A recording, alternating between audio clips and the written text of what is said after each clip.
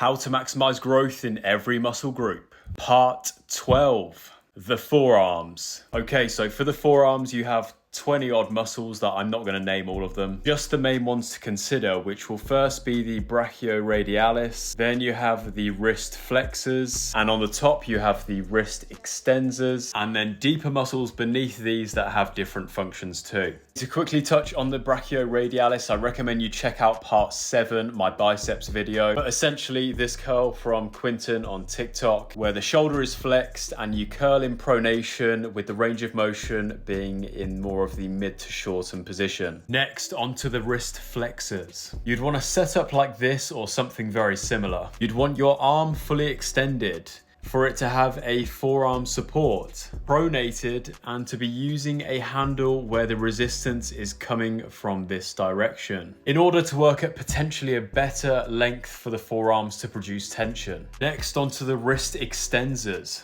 The best exercise for this, basically a reverse of the previous exercise, where your arm is extended with the support, pronated, and with that similar resistance profile. Big shout out to Coach Aaron, where I got both of these examples from. So I recommend you check him out on TikTok, as he has some very nice videos for forearm training. Now onto the deeper muscles that don't have as much visual impact. Firstly, training the finger extensors using something like this. Then onto the finger flexors by training your grip with something like this. Or you could train isometric contractions by holding onto a bar. As we are maximizing, there are 4 other functions that do deserve a mention. Firstly, ulnar deviation and radial deviation, but I'd recommend doing these with a forearm support. And finally, pronation and supination. But really the first 3, maybe 5 exercises in this video are where the bulk of your gains are going to come from with forearms.